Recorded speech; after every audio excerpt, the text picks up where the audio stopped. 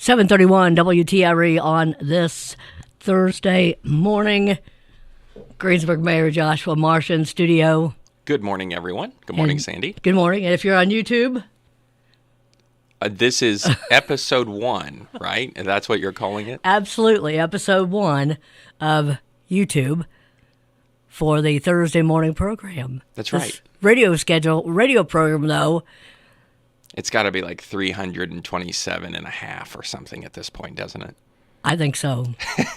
So, of course, this is the week that the Greensburg Board of Works and Greensburg City Council had their regular monthly meetings. Yeah, so it's been a busy week for us over at City Hall. Of course, Tuesday night, our regularly scheduled meetings, and generally pretty light agendas for at least for the last couple months, it seems like. But this month we had a couple of the sort of like annual road closure events that are, being talked about, which is great. The first one being the Tree City Rolling Tour, which of course is through the YMCA. It's the bike tour, the bike ride that they do in June. And I think they do like about 100, there's like 100-mile option, which goes out by like Lake Sanitee. Oh, yeah. It's crazy. I'm guessing you won't sign up for that one. No, I'm really busy that day. And plus, I think my bike needs a new tire. I mean, yeah, I just not Can you gonna imagine? And they have people that do that. Oh, yeah. 100 miles. Yeah, good for them. I think they have a couple other smaller routes, but I'm still really busy that day. So it's a great event. They do a really nice job. Of course, they always start downtown, and there was the construction on Franklin Street last year, which wasn't really too impactful to them. Obviously, the Washington Street side's a little bit more impactful to them. They're aware of what they're going to have to do, and they've been in contact with Zach and our Director of Public Projects. So they're working through that process. We always encourage them to encourage their people to park sort of off the square so that the parking throughout the day remains available to businesses, because it is it's June 28th, so end of June. Hopefully it'll be great weather and folks will be downtown. Yeah, they make a whole event of that. I believe they serve food. They kind of like party on the lawn type scenario. It's always a big deal. And people come from all over to do it. It is actually a tourism generator, and it's a great opportunity to showcase Greensburg and some parts of Decatur County, which is also great. All right, so then I think that the Girl Scouts, with their cookie fun run. Yeah, which of course, Girl Scout cookie season is in full swing. I've seen them all over the place. I'm sure that everybody's had the opportunity to get a box or two of their favorites, but April 12th's their Cookie Crumble 5K. They actually mostly just use the East Side Trail from Rebecca Park up to Freeland Road and back. So they work with, I believe it's the Adams Volunteer Fire Department or St. Paul to do their own safety crossing guards at Montgomery Road and up at the other Montgomery Road crossing, and they're at Central. So they do a very good job of managing that event on their own. So it's sort of just we're great with you having somebody who's working on controlling traffic at those crossings, but a really great event. They use that as an opportunity to help reduce their fees for the girls that are participating in Girl Scouts. So if that's something you want to do, it's April 12th. It's a really great event. And I know, and I don't have the date off the top of my head, but I know that the Mayor's Youth Council is working on bringing their 5K color run back. So hopefully they may be here in a couple weeks to chat with everybody about that. Lots of great summer activities going on, that's for sure. Yeah, and the color run's fun. I don't know if you've ever done one of those or not, but I was out of town last year when they did it, but you get really. The one I did was for Big Brothers Big Sisters, when it was Big Brothers Big Sisters, and I certainly wore the badge of color with how I got. I think kind of a chalky substance. Yeah, it is a chalk that they threw, and then of course it washes out. But they usually have a white shirt that kind of makes it show up a little bit more. It is kind of a fun event. They had a great time last year. They had a very good turnout, so I know that they're working on that for this summer as well. So now, when you get it as much as I did, it does not wash out immediately. Yeah, just saying. Now, do you have a favorite Girl Scout cookie? I'm pretty partial to the Thin Mints. Try to avoid as many of them as possible, but those are my selection. It seems like that's a pretty common in what you hear in folks putting them in the freezer and keeping them all year long. Yeah, and if somebody from Wendy's corporate's listening and they want to sponsor the new YouTube version of this show in the mornings, they have a Thin Mint Frosty now. Oh, they do? Too, as well. So there you go. If Wendy's wants to sponsor us, we could get them a couple more plugs. You brought up a whole new idea. All right, Fire Chief Nathan Sturmer. So what kind of surplus equipment, and does that typically, will the buyer be other fire departments? Yeah, so the state statute allows for a couple things. If you're doing intergovernmental transfers, you can pretty much agree to a price that is fair and reasonable if you so choose. So this was stuff that's in the old fire station that is still there that wasn't transferred to the new fire station. There was some office chairs, some desk, a couple pieces of actual fire-related equipment, and then some other random things and pieces and parts. So the opportunity was made available to all of our volunteer fire departments and other governmental agencies in the community.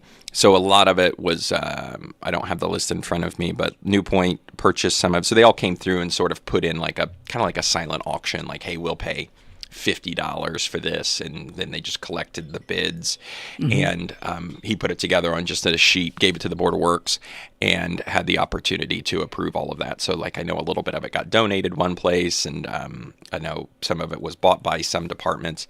And then we'll go through the items that are left, if there are any that we think may have value, and those will go through an auction, like Maddox's auction service or something. And if there's nothing of value, then we'll either donate it if somebody else, if that's deemed necessary, or dispose of it. So there's not much left. That brings up a good question that I'm going to ask about the old fire station, since we're talking about getting it emptied out. Sure. I don't know. There was going to be an ongoing discussion earlier this week with another partner, and I don't know how that ended up. So We'll see where we're at with that. Obviously, the whole process went through with the city council. We talked about earlier, late last year, early this year. Did not receive any feedback or input or bids from the private sector or the public sector during that process. So we're going to look at what that. We had another somebody else come to us with an idea that we're willing to explore. They had to do a little bit of due diligence, so we'll see how that works out. If that doesn't work out, then we're going to regroup and maybe look at how the redevelopment commission can help. They have a little bit more flexibility with property and property disposals. So some progress, but nothing to really announce. And we may have to go back through that kind of lengthy 4 to 8 week long process under the redevelopment commission's purview that we went through under the city council's purview. So now, while we're talking about the Fire Chief Nathan Sturmer and the fire department that was vacated, I want to go ahead and mention about the run over there at Skybird Manor. Skybird Manor. We're talking fire department stuff, and that was like a three-day process where you had to evacuate. They estimated about 77 people evacuated that had to be cared for. Yeah, it's been it was a great team effort. There was lots of different agencies and people and partners from across the community that participated and helped with that. It was sort of an electrical gas fire type thing, and they were able to work with the building management. They got everybody out. The trustee's office, the schools brought buses. We were able to evacuate those folks out to the First Christian Church, and they were able to sort of house them, if you will, for 2.5, 3 days while the utility repairs happened, and they were able to get back in. So, there's a lot of work. Again, hearkening back to the eclipse, we talked about all this back end work that happens on the public safety side that we don't see. That was a great example of a lot of back end work that happens every day from our public safety teams to be sure that, when we do need to move 75 people at a moment's notice, that can be done, that we have a place for them to go. And it's not just flip a switch and it happens. I mean, there's a lot of predetermined, pre-done planning that makes all that possible. So a great team effort. There is a like a debrief on that in about a week or two, I think. Okay. So they're going to, go through what went well, what needs to be improved, what did we learn from it. And we can rest assured as a community that the teams are doing that. And there was lots of really good interdepartmental work that happened there. All right. Mike McNeely, the police chief. Yeah, so still talking about some public safety items. The first one was the public safety cookouts for 2025. We're doing a couple different ones this year, but the concept of the whole program stays in effect. They've been incredibly successful. We're continuing to move them around the city.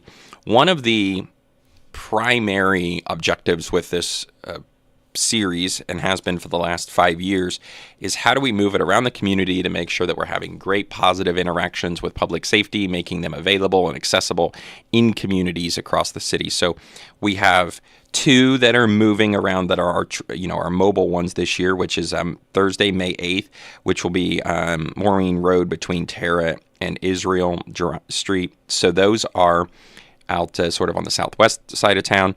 And then Thursday, June 5th, will be Northeast Street, 5th to Joram. So that is just east of the new fire station over in that area. So those are 2 areas we've not been in the last 5 years. And then Thursday, August 14th, is our National Night Out. That one's always at North Park. That's the big one. We're, again, working towards making that even more successful than it has been, and are looking forward to it. So those are the 3 what we would consider to be the standardized style cookouts. We've got the 2 mobiles and the National Night Out.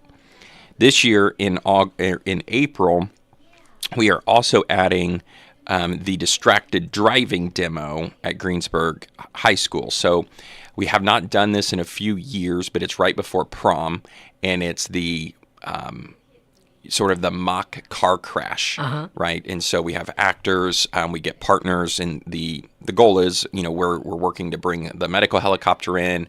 So we're showing the students, distracted driving does have consequences, right? And there's a whole process.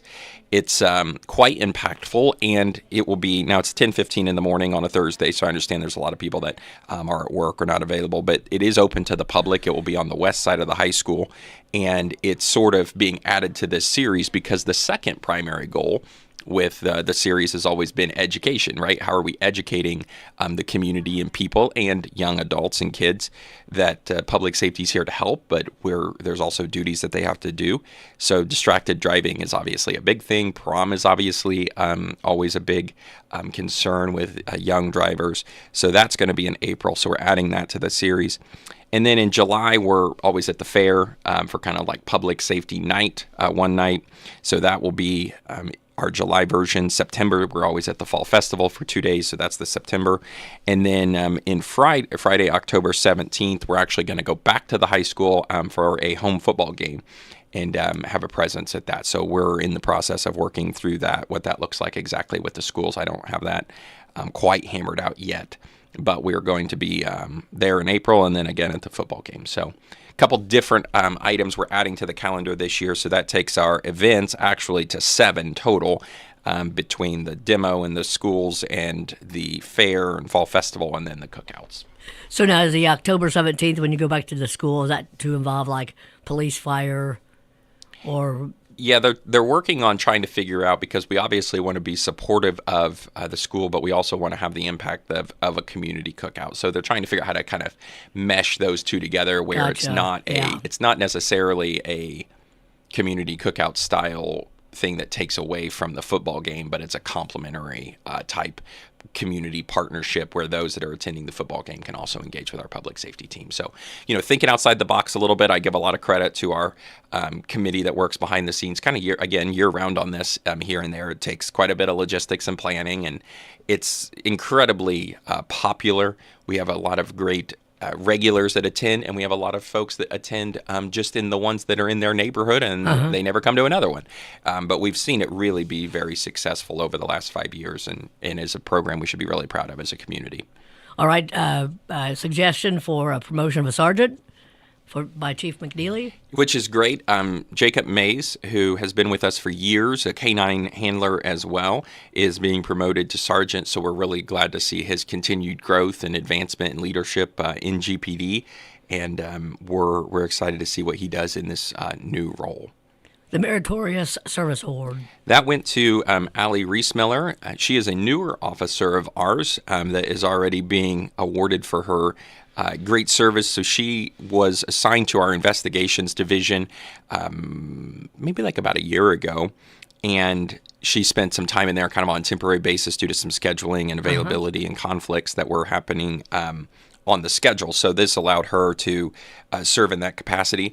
She took on a very horrendous case, a tough investigation, and really led it with incredible professionalism, highly regarded diligence and results that ended up in a conviction of the defendant in a sort of regional impact, right? It wasn't, so often we talk about the positive work that's being done in our community, but in this case, in our community and surrounding, because it was kind of a wide net that this defendant was casting, and so her fellow coworkers nominated her for that Meritorious Service Award. So we're very proud of her and her, early success in that role, and we thank her for that.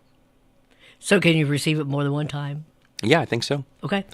Zach Wurig was there. He had some updates. Yeah, a couple things, a couple boring things, and then, some updates from the general projects that are happening as well. So North Broadway sewer engineering. So this is one of those projects. We obviously know about the water main breaks that we've had on North Broadway over the last 18 months.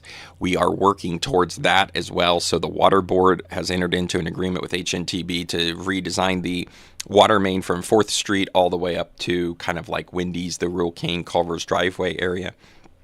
And then while we're in there, because going under the bypass is a very big and complicated deal, because one, it is a limited access highway, which comes with its own restrictions. It is an NDOT highway, and NDOT won't let us open cut their roadways. So you have to directionally drill or jack and bore under the road. So you sort of dig these two holes on either end, set up a machine to go under the road without cutting it open. So it's quite a process. The sewer line that runs from the lift station that is north of the car wash all the way down to 10th Street is in very, very poor it is in failing condition. And because we're going to be in there with this water line project anyway, it makes a ton of sense to do this sewer line replacement, which is needed alongside this water line replacement. The water line project is longer than the sewer project, so we're going to work on them together. That way the engineering works. We can get them both fit in. We can get them built at the same time, etc. So that's what that contract's for. I think our hope and goal would probably be to see if we could get that under construction next year. That might be slightly ambitious, but I know this year is the design year, so we'll spend a lot of time on that over the next several months. It will be slow and tedious and not exciting. And then when we do arrive at construction, that will be quite impactful for that area, because obviously 4th Street up to the bypass is heavily used. I would imagine that there will be continuous maintenance of traffic, meaning that it will remain open. There may be some full closure requirements or sections. We'll just have to look and see. We're definitely not to that part yet. And so that's on Broadway. On Broadway. Up to the bypass. From the starting point would be where? 4th Street, which is that stop sign that's directly south of like KB. Okay. So Liberty Lakes. Yeah, good news out there. There's, the house is up, their model house is up, and they have office hours, I think Saturday and Sunday afternoons from like noon to 4. So if you want to stop out there, visit with them and chat about what they're building. And then there are 2 foundations that are in for the next 2, which is great. An additional lot or 2 has also been sold, I think, to an individual buyer. So that is lots of great progress. They're putting in some infrastructure now that the weather's returning to normal. And we just keep, their goal is to get 20 homes built and sold this year. And that will be a big boost to our housing market and availability. So if you're interested, go check that out. All right. Any other projects that Zach brought to the table? We've, we're CCMG 24-2, which were awarded late in 2024. That has been sent. The contractor has been selected for that. That will go to construction later this spring, hopefully early summer. We'll get a schedule on that. 25-1 has been funded as well, so we are going to move forward with that hopefully in May. So those are the big ones. Washington Street is making its way east. It is impacting the first financial drive-through at this moment, but that will be reopened. I think they're going to try to get that reopened next week, so it shouldn't be that long. And then they will be into the intersection of Broadway probably in early to mid-April. That will then intended to be closed for probably about a month. That is the most impactful section of this entire project, is that intersection. I, along with many of you, will probably still turn that way, get stuck, and have to turn around and go back out because it is a habit. It's a highly traversed intersection. Just be cognizant, be careful, and be safe, and be patient. It is a small inconvenience for, we'll be in and out, but then it'll be good to go for 20 years. So we'll just be a little bit patient with that area, but that should be coming mid-April. All right, so that's the Greensburg Board of Works. Now, Greensburg City Council, the hot topic, turf. Yeah, so the Rob Dehoff from the Parks Department came and was asking for some assistance from the City Council in regarding the back set of diamonds out at the ball complex to be turfed. There's been this discussion about the front four and now the back four. The front four obviously under construction right now to receive turf. He was also at the Redevelopment Commission over the last couple months asking them. They did opt to support it with a $100,000 contribution. And then he was at the City Council meeting last month. And again, this month there was a lot of discussion about Travel League, Rec League, these tournaments from US AAA or UTRIP. And so the discussion sort of kind of fizzled out, and the council just didn't opt to progress with that project at this time. So I think some of the concerns too expressed concern, like the local teams. Yeah, there was some questions about access for Rec League and who manages Rec League, and then who manages the travel teams, because if you don't follow sport like youth sports. I was like, well, what's the difference, right? And so like Rec League's recreational at the local level, mostly Decatur County kids play in Decatur County youth softball and baseball. Travel can be set up by anyone and everyone. You and I could go start a travel team, and all we'd have to do is find people to play on it, and we would be a travel team. Great. We would be the coaches. Well, of course, obviously. The idea is, how some of the discussion was surrounding, well, what constitutes a local travel team? If one person from Decatur County, does that give them free reign of the facility as well? Who schedules all that? So yeah, lots of discussion about local youth. It's a great investment in local youth sports. The turf movement is alive and well. You look at the complexes that are successful, that are generating millions of dollars in tourism dollars or visitor dollars. They're all turf because of the weather predictability, and that was the whole big discussion surrounding predictability of, if it rains, you can still play on turf very quickly versus dirt. So is that property owned by the city and the county, or by the county? No, it's owned exclusively by the county, and it's not even actually in the city. Okay. Daryl Tressler, Economic Development. Yeah. Anything to bring from there? Brian Robbins actually spoke on behalf of the EDC a little bit. He talked about, the county and city and our redevelopment commissions are working towards finding some funding to do a housing study. The last one we did was in 2019. Obviously, the housing market has changed a lot since then to reflect a more modern version. It's also used in the solicitation of commercial properties, commercial and retail, because it shows traffic flows and buying power, and it's a little bit bigger than just housing. So we will probably work towards that as well.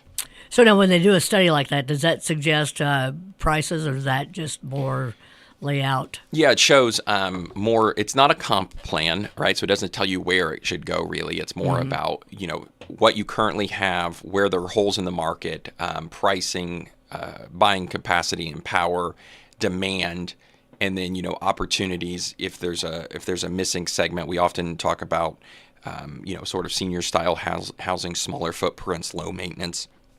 I point that out and sort of gives us a playbook, if you will, because when we're talking to developers, we know Greensburg's great. I can tell people Greensburg's great every day, but we might be talking to someone who can't even find Indiana on a map, much less Greensburg. And so this sort of shows, hey, look, we have these we have these employers, we have these numbers, we have these in and out population migrations throughout the day. We're an importer of people during the day that work in our community that can't live here because we don't have enough supply of housing, but it's not $500,000, $600,000, $700,000 housing. It's $150,000 to $250,000 or $250,000 to $350,000.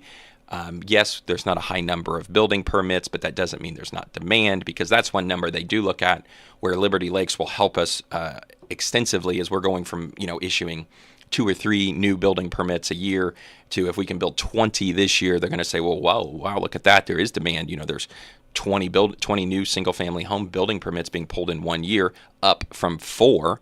Then that shows, more demand and more need. And so we can look to attract developers and different style developers that can fill those needs. So it's all part of that strategy. So even when you're doing an upgrade on your home, at what point do you need a building permit? Well, that might be a great plug for Sarah Hamer, who's our building commissioner. And I'm sure Amber Coyne will come along with her next week. I'm speaking at the Optimist Club next Thursday morning, so I can't cut out early and come over here.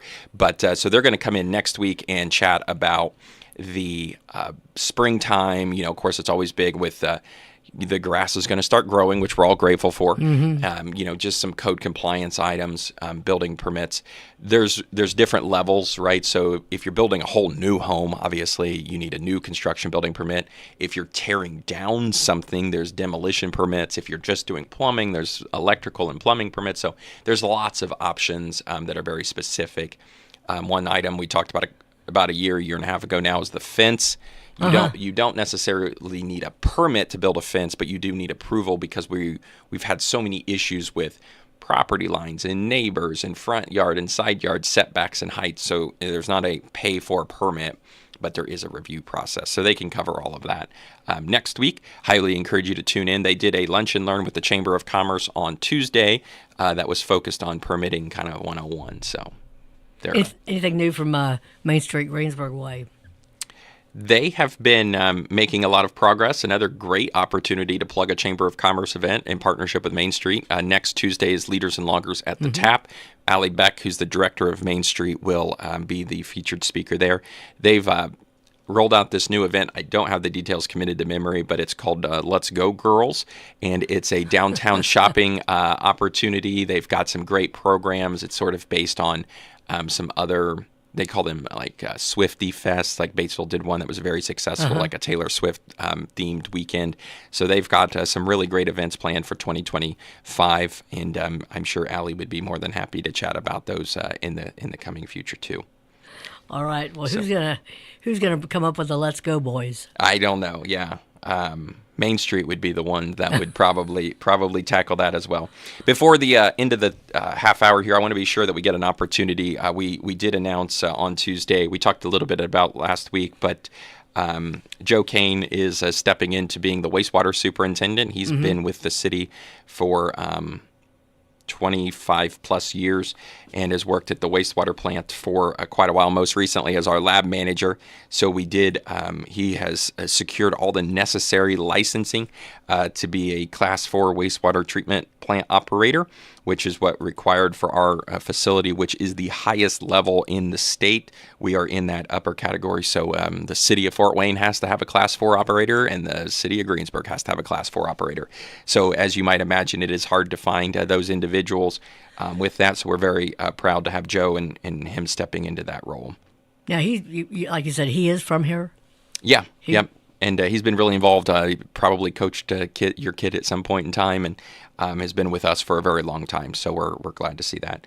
And then another internal promotion is Aaron Schwinderman. Water Superintendent Rick Denny is going to continue on with another chapter in his life after 29 years with the city of Greensburg, which we're grateful for. He's overseen the construction of the water plant and numerous upgrades, led us through the massive utility expansions that happened during the Honda announcement and expansion. So he's been instrumental in that. But Aaron Schwindeman is, again, been with us since 2011. He's served on the outside crew and some of the inside crew and has a very advanced knowledge.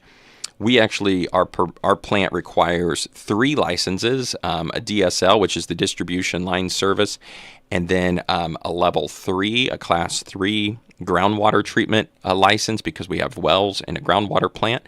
And it also requires a level 5 surface water treatment license. So he has to maintain 3 licenses. Again, level 5 is the highest level in the state of Indiana. So if you're the city of Fort Wayne, you have a level 5. If you're the city of Greensburg, you have a level 5.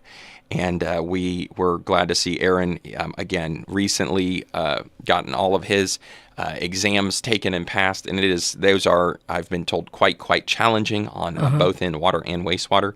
So we're glad to have 2 gentlemen from inside our organization stepping up to lead those agencies. So now, do employees, do they have to have any licensing? We have to have licensed operators at the water plant. Okay. So those individuals do. There are some oversight exceptions, and so if you have a licensed operator, then that person can work under that person, but we have some other licensed operators there as well. At the wastewater plant, there is not a requirement to have another. We just have to have a responsible operator in charge, aka the person who signs the permits, signs the reports, etc. On both ends. So they are both deemed, our superintendents are our responsible operators in charge. They're the ones whose name and license is on permits and reports. All right, Greensburg Mayor Joshua Marsh, it is 8:03 on this Thursday morning. Anything else? I don't think so. You can follow along. We're trying out, WTRE is trying out the new YouTube sort of podcast style. So go check that out. Give them a like and a follow. And you can watch us chit-chat every Thursday morning along with the other guests, I'm sure, that are joining Sandy and won't be here next week. And I look forward to catching up with you after that.